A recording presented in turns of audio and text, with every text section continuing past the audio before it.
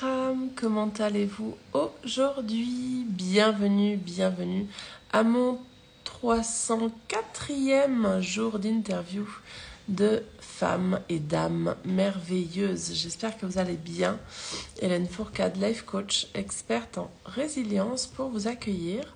Je suis en train de chercher mon invité pour lui envoyer l'invitation. C'est chose faite. Ah, mais je vois que tu es là, Nathalie. Coucou. Alors, si vous m'entendez aujourd'hui parler un petit peu du nez, je suis enrhumée. Donc, je m'excuse d'avance pour ma voix un petit peu cassée, ou si je dois me moucher en plein milieu du live. Voilà. Avec Nathalie, on va passer donc 20 minutes ensemble, 20 minutes durant lesquelles je vais la découvrir en direct, puisque je ne la connais pas encore. D'elle, de qui elle est, de qu'est-ce qu'elle fait et de comment est-ce qu'elle en est arrivée là. Voilà. Hello Nathalie. Coucou. Voilà, tu m'entends? Ouais, très très bien. Ok, parfait. Attends, je règle juste. Hop. Voilà, comme ça va? Ouais, impeccable. En tout cas, merci de venir partager ce moment avec moi, Nathalie, et puis de me permettre de te découvrir ainsi que ma communauté qui va te découvrir également. On va parler 20 minutes ensemble, tu vas voir que ça va passer relativement vite, et puis on va aller voir dans un premier temps qui es-tu, mais de manière très succincte. Puis après, on ira vraiment approfondir dans quel est ton métier, qu'est-ce que tu fais, et ensuite on verra quel a été ce parcours qui t'a amené à faire ce que tu fais aujourd'hui. C'est OK pour toi? Ok, très bien. Oui. Yes. Alors, je t'invite juste nous partager qui es-tu en quelques mots. Alors, je suis maman de 3 enfants et voilà, j'ai un parcours professionnel un peu voilà, qui a pas mal évolué. Donc, j'étais psychomotricienne en école maternelle pendant 16 ans. Et Mm. puis voilà, en Belgique, et l'enseignement en Belgique n'est pas évident. Et donc, je savais que j'allais pas tenir jusqu'à ma pension comme ça. Et donc, j'ai fait en plus une formation de conseillère en nutrition il y a 6 7 ans pour voilà, me réorienter. Et quand j'ai fait cette formation, j'ai décidé d'ouvrir un site internet pour aider les parents à offrir une alimentation saine à leurs enfants.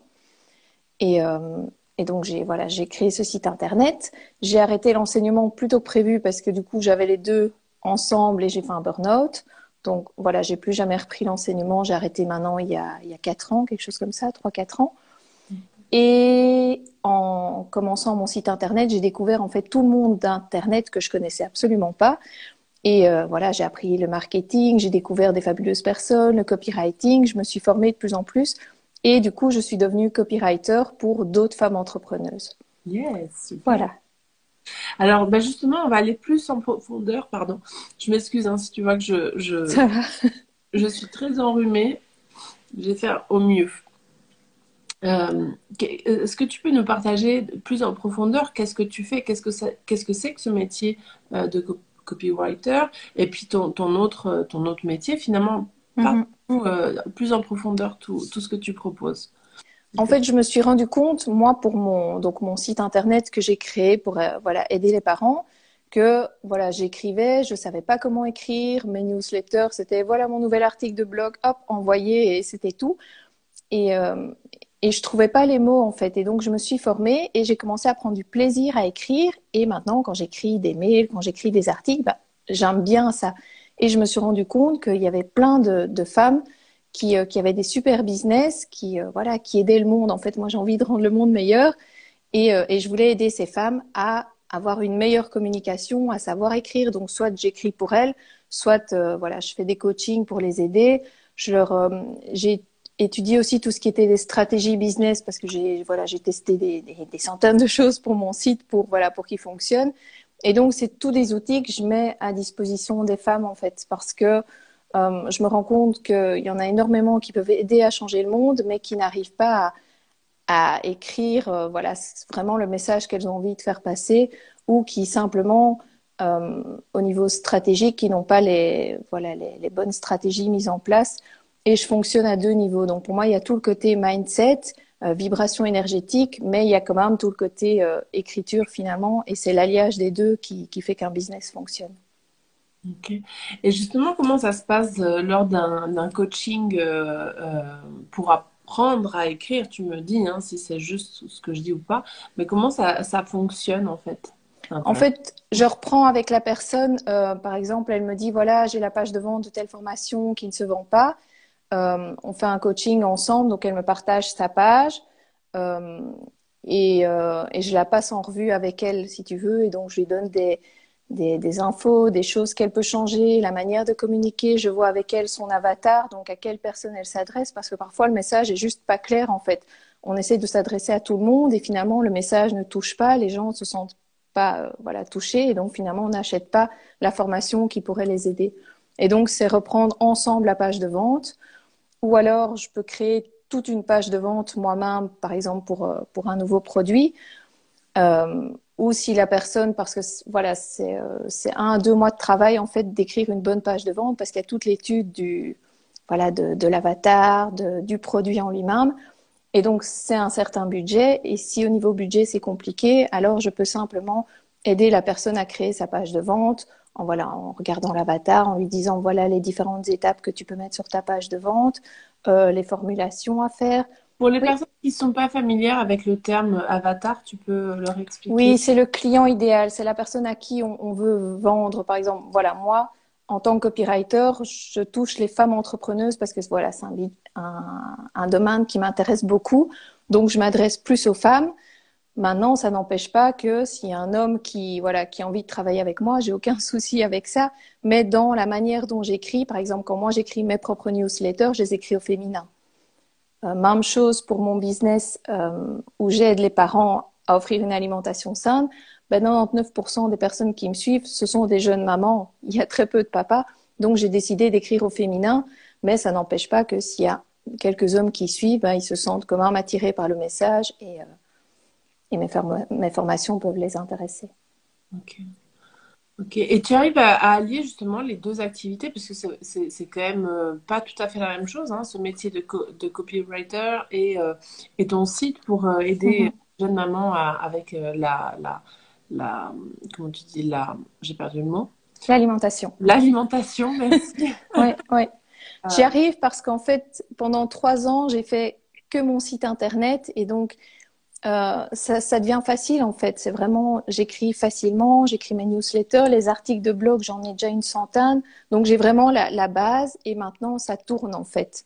Voilà, mes articles sont référencés sur Google, donc ça me demande pas un gros investissement de continuer là-dedans. hmm. Et donc je peux plus me focaliser sur mes clientes en fait.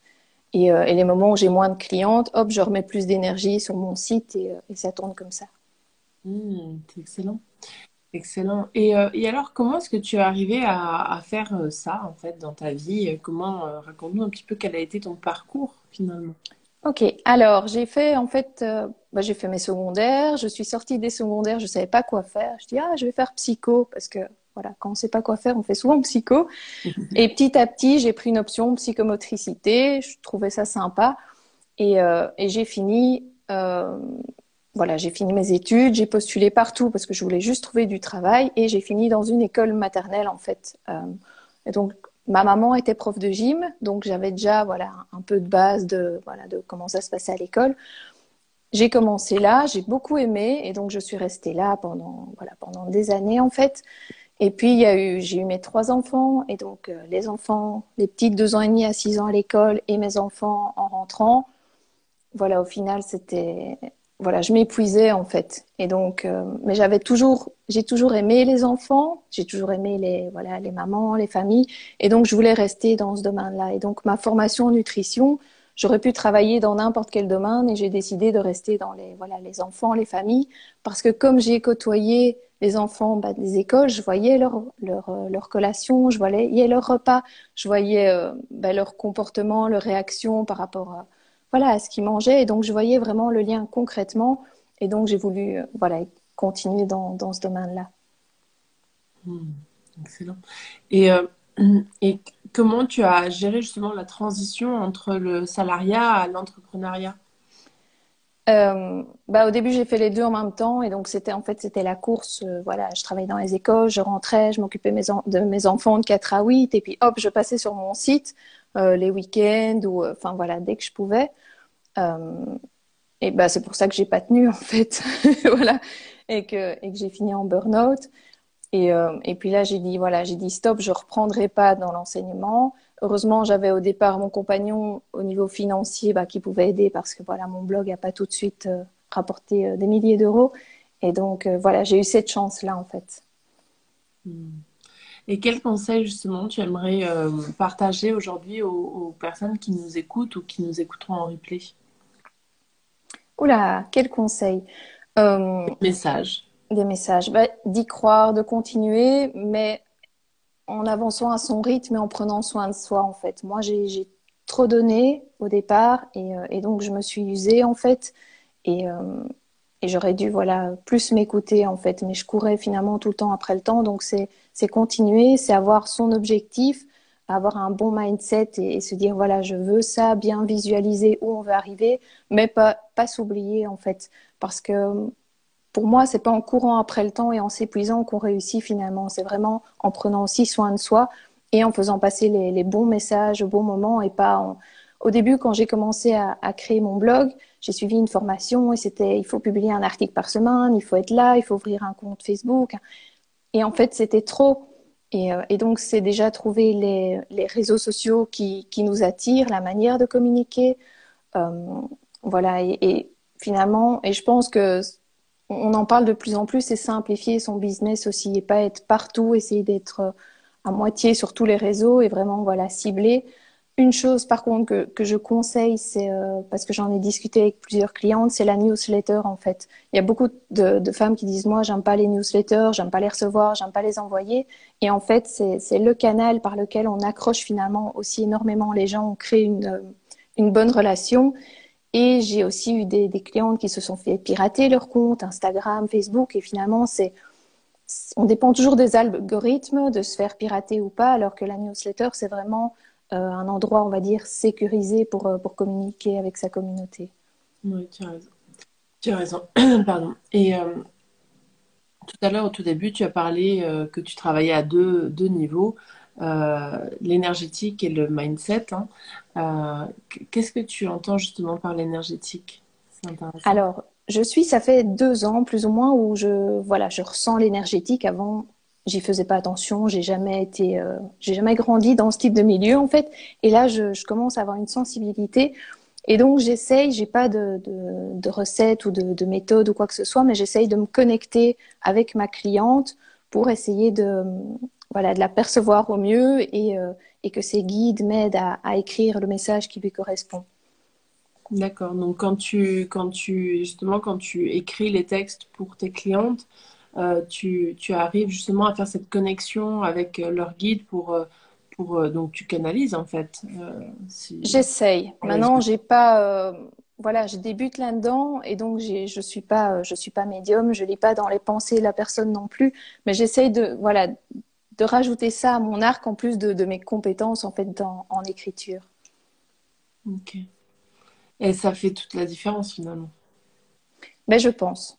Voilà. Ouais. Yes.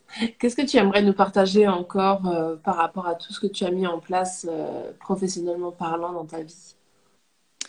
Ah, bah, je pense que moi j'ai été éduquée à, tu fais des études, tu trouves un travail, tu fais ce travail jusqu'à ta pension. Et voilà, tu mords sur ta chic, voilà, même si tu es épuisé. Et en fait, ce que j'essaie aussi de faire passer à mes enfants, c'est que tout est possible. Donc, on peut commencer un travail, on peut se former, on peut changer, on peut. Il y a 5 ans où je m'étais jamais imaginé que je serais là où j'en suis aujourd'hui, en fait. Et c'est ça qui est magique. Je ne sais pas où j'en serai dans 5 ans. Et donc, c'est vraiment y croire, se dire tout est possible. J'ai envie de tester ça. Je le teste, je le fais, et on verra où ça m'emmène. J'ai eu des relations avec certaines entrepreneuses qui m'ont trouvée sur Internet et je ne sais pas comment. Et il y a eu des belles collaborations juste comme ça, en fait, des petits gestes de l'univers mettent en travers du chemin. Et donc, c'est regarder les signes, y croire, faire confiance et se dire que tout est possible. Hmm, magnifique. C'est vraiment chouette. Ok, bah écoute, je te remercie en tout cas pour ce partage de ce témoignage de qui tu es, de qu'est-ce que tu fais et comment est-ce que tu en es arrivé là. Il nous reste encore quelques minutes et avant de se quitter, j'aime bien vous poser une question qui est une question de partage. d'inspiration. Est-ce que tu serais OK justement de nous partager quelles ont été trois de tes inspirations qui te viennent là maintenant, en dehors de la famille et des amis? Donc, je ne vais pas te demander de citer quelqu'un de ta famille et tes amis, mais plutôt quelqu'un que tu vas pouvoir venir mettre en commentaire, donc citer. Donc, ça peut être un coach, un mentor, un formateur, un livre, que sais-je, mais vraiment trois inspirations qui t'ont accompagné à suivre le chemin de tes rêves finalement. Ok, je te l'ai dit maintenant? Ouais, Oui. volontiers. Ouais, Ok, alors il y a Sophie Chag, qui, je ne sais pas si tu connais. bien sûr. Ah, voilà. C'était ma Oula. coach. Ah, ben voilà. Oh, c'est difficile. Il y en a, en fait, Enfin, il y a ça a- tellement. Tu dis? je J'ai dis pas ça a entendu. été ma coach parce que j'ai fini Ah, avec elle. Mais ok. bon, je la considère toujours ma coach. Ouais. Euh, oh, je devrais y réfléchir. Il y a tellement de livres. En fait, je lis énormément et donc je lis autant des livres sur la relation à l'argent que des livres en marketing, que des livres au niveau Lise Bourbeau ou Louise Hay ou des choses comme ça, en fait. Euh, du coup, je coince un peu sur C'est sur très ta bien. question. Tu m'as parlé de Sophie Chag, de Lise Bourbeau et de Louise Hay. Donc voilà, ça fait trois personnes. Ok. Si tu as des livres à nous conseiller, à conseiller justement aux auditeurs concernant Lise Bourbeau et Louise Hay, c'est avec plaisir que tu peux les citer également. S'il D'accord. y en a un qui t'a parlé plus qu'un autre, c'est toujours intéressant. Ouais. Bah, Lise Bourbeau, c'est les 5 blessures. Et Louise Hay, j'en ai lu plusieurs. Ils sont tous fabuleux, en fait. En fait, j'adore lire, j'adore apprendre, j'adore me former. Et donc, voilà, je suis en perpétuelle formation. Voilà. Yes, ben, je partage ça également. En tout cas, ben, écoute, Nathalie, merci du fond du cœur pour ce temps que tu m'as accordé. Et oui, Stéphanie Abellan aussi, qui a écrit. Ben, je viens de commander un livre d'elle, justement. Je ne la connais pas encore en tant Moi non qu'autrice. plus. Je sais qu'elle a fait des oracles, sauf erreur, l'oracle d'Anka. Mais je viens de commander un livre d'elle, donc je ne peux pas encore parler d'elle, puisque je ne l'ai pas encore lu. Mais je me réjouis de la découvrir, en tout cas. Voilà, et ben merci beaucoup. Si tu as envie de rajouter quelque chose avant que l'on se quitte. Ah, tu les as tous lus, Marjo. Excellent. Ok, Excellent. Ben, c'est peut-être que bon à tu peux savoir. nous mettre, ouais, peut-être que tu peux nous mettre dans le chat. Je suis malade hein, aujourd'hui. Dans le chat, une référence ou deux sur Stéphanie Abellan, c'est toujours intéressant. Moi, je crois que j'ai acheté les 12, je ne sais plus comment ils s'appellent. Hum, j'ai un doute sur le nom du livre. Je vois très bien la couverture du livre, puisque je l'ai acheté hier, donc mais je ne l'ai pas reçu. Je le reçois lundi prochain. Donc, bref, si tu as des conseils, tu peux nous les mettre, enfin des partages de livres de Stéphanie Abellan, je t'invite à les mettre dans le chat. Et voilà. En tout cas, merci Nathalie pour ton temps. Merci à vous qui étiez présents. Merci à ceux qui repasseront en replay. Oui, voilà, la libération énergétique. Ok, ah, ça m'intéresse. Voilà. Voilà, les 12 libérations énergétiques, je crois que c'est un truc comme ça, hein. Ok, Donc fabuleux. Merci à vous. Je vais vous souhaiter une excellente journée. Je vous retrouve demain pour mon prochain live. Et puis, n'hésite pas, Nathalie, à venir marquer en commentaire tes coordonnées ok, pour que les personnes puissent te retrouver et si elles ont des questions, qu'elles veulent te joindre, etc., qu'elles puissent le faire. Et puis, tu pourras nous partager également en commentaire les trois personnes que tu nous as citées juste avant. Voilà. ok. Un grand merci à toi Mais je t'en et prie, belle journée à tous. belle journée à vous tous et je vous retrouve demain pour mon prochain live. Je vous embrasse. Au revoir. Au revoir.